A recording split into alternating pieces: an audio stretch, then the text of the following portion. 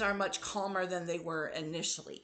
So I appreciate you guys, really appreciate you guys being patient with me disappearing without much warning. This stream is probably going to be a little more cozy chaotic than planned because my brain is still catching up to this week emotionally. Um, Also, since it's Mental Health Awareness Month, I do want to remind everybody that this month's charity campaign is still running through Extra Life for children's mental health support. Um, every dollar donated through the charity link goes directly to the cause. Twitch doesn't take a cut. I don't take a cut. All of it goes straight to where it's meant to go. If you want to learn more about who they are and what they do, you just use the pull down tab in chat. That said, because I missed multiple stream days unexpectedly this week, if anybody was looking for ways to directly support me and help keep the lights on around here, tips genuinely help the most right now because since I receive like 100% of those immediately, subs, bits, and all the usual support still absolutely matter and are deeply appreciated too. Twitch just takes a portion of subscriptions before they reach creators. No pressure either way. I'm mostly just happy to be back here with you guys tonight, today, and this afternoon, wherever you are. Um, First of all, I want to say, Chaos, look at you being first in the chat. Thank you. Let me go ahead and give you a reward for that.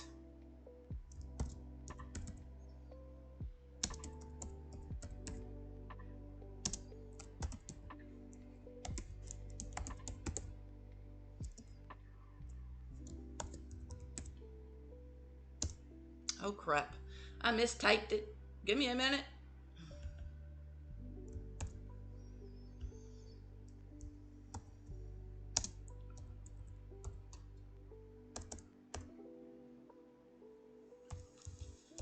There you go.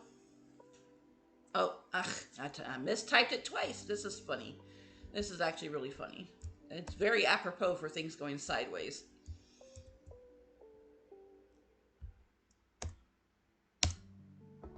There we go.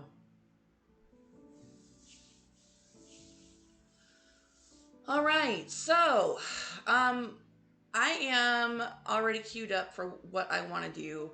Pottery to the People is one of my favorite YouTube channels, and she tries all kinds of really interesting and odd things with her pottery. Um, you wouldn't think I'd be into pottery, but I am. Uh, I've wanted to try it, but not a great enough desire to do it. It's yet another expensive hobby, and so it has consistently been put by the wayside. Um, no scenes from Ghost. No, thank you. If you're old enough to remember what that movie is. But yeah, I love her. She's great. I want to watch her with you guys and just relax and chat. And you guys tell me how your weekend was, huh? Please tell me you had a nice, calm, relaxing weekend. What you guys were up to and doing. Of course, I've been doing Pal World. Some people say I'm obsessed.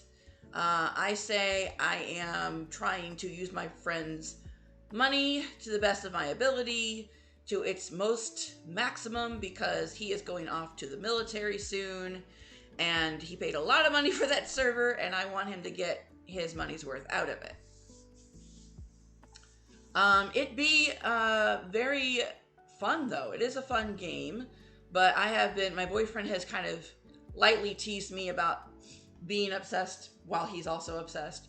And one of my best friends, Vanta, also is teasing me about being obsessed.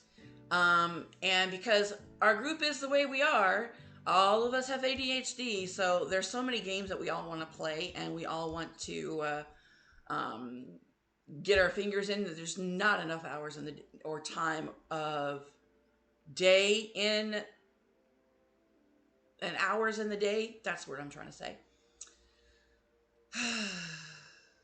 So yeah. I don't know what else. What else is? No, that's pretty much everything. Yeah. Magical Mystical Monday and Mental Health Awareness Monday is still gonna go on. I just, like I said, family emergency.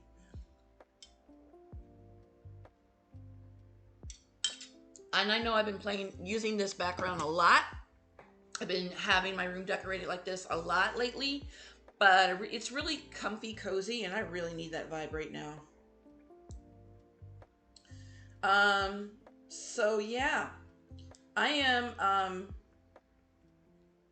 also realizing a couple of other things, like the people around me now really genuinely care about me more than either I let them or that I realized, more likely the latter than the former. I'm also realizing that I picked up some terrible habits from my ex that I never wanted to pick up in the first place, but I adjusted for him to make him happy, so that the fighting would stop, so that the nitpicking would stop, so that the teasing would stop, so that the, making me feel less than myself because he felt less than himself would stop. And that was for 4 years. 4 years of trying to do everything the way he wanted so that I could just have some peace. And that takes a toll on a person's mental health in a way that I never realized. And it's starting, well, it's not starting, but it has affected my relationships now. And I'm going to choose to refuse. I'm going to outright choose to refuse that. No, thank you. I was a stable, emotionally intelligent person before him, and fuck all, I will be an emotionally intelligent, stable person after him.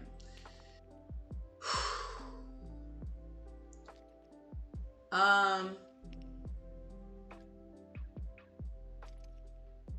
picked up his bad habit of, because the way things went with that is he was not able to, or should I say, this is what he told me. He didn't like to hear me cry. So I would go cry in the bathroom, or I would go for a walk if I needed to cry. 9 times out of 10 it was because of him. He didn't like to hear me make any noise. I couldn't exist in my own house. He kept telling me he had sensitive hearing, but he would blast his earphones to where I could hear them across the room.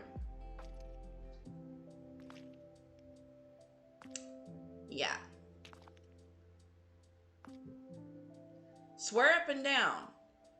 But because I didn't want to pick a fight, I never said anything to him about it. Not once. Of all 4 years, not once. So, it was that kind of toxic, subtly abusive behavior. To some people, it's overt, but to me, it was subtle. I wanted to believe in him really badly. And so I do what I always did. I painted over top of it. I called it, he's stressed out. He never laid a hand on me, not once.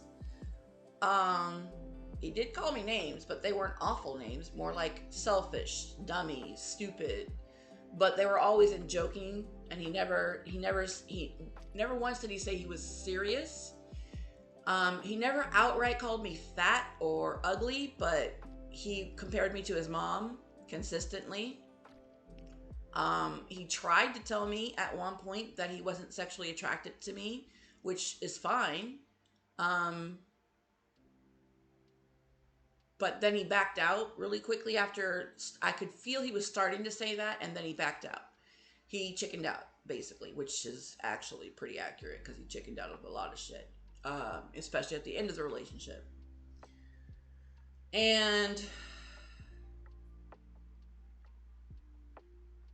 it's just a lot that I should I say internalized mentally about how a person should be that I hadn't realized I internalized until this weekend happened.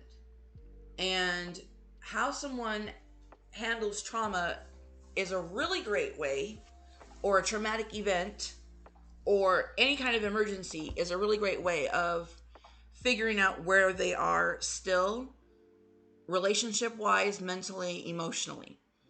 I did not tell my boyfriend what was going on, when it was going on, as it was going on, even though that's exactly the opposite of what I would want him to do. Um, and he was appropriately upset with me, which does not feel good. Let me tell you. For a multitude of reasons. One, I thought I could or would be able to do the thing that I'm asking from my partner, from my boyfriend, and here I am doing not that.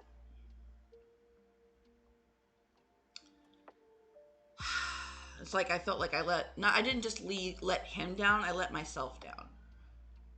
And it made me tear up, and so I did.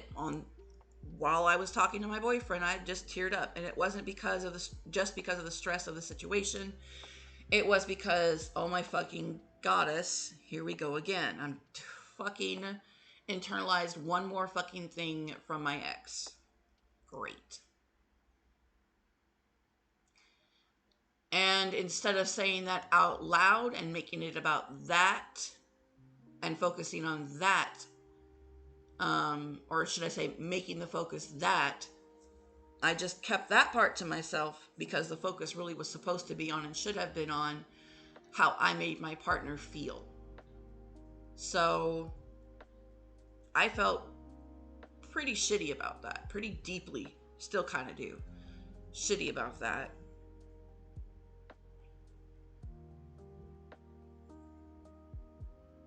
Yeah.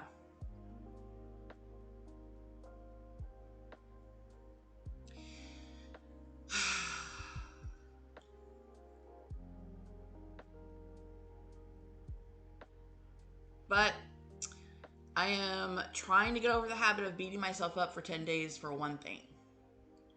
And we got over it, and he accepted my apology, and so that's that. Beating myself up is not going to do any good. It's just going to make me feel more shitty and put me at higher risk of going back into a depressive state. So we're not going to do that. That said, though, I learned a lesson from that. It not only did I internalize more than I thought I did from my abusive relationship, and when I say abusive, it's not the traumatic shit you see on TV. It's the kind of abuse that's slow and subtle and very selfish, but guised in a way to where it's like a kid in a candy store. The kid gets told no all week and goes to the candy store once a week and gets $1. But one time this kid goes to the candy store a week and gets $20. That's how I think my ex was. He was a kid in a candy store with the very rare moment of $20 and not knowing what to do with himself. Okay, well, I understand that. I feel that. But I'm not his mother. And I'm not him. And I refuse to be. So I am going to unlearn these terrible behaviors. I am fucking determined to.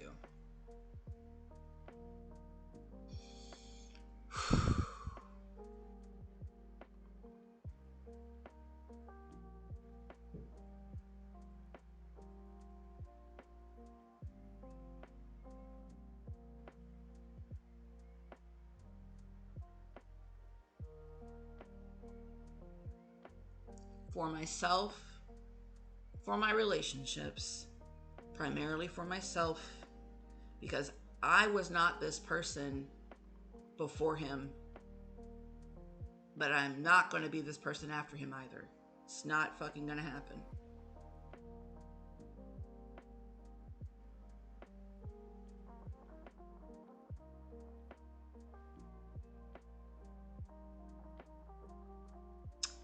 And I'm lucky because I have a partner who refuses to let me do it either. Even if it means I disappoint him, hurt him, which I really don't want to do that. I want to avoid the hurt part as much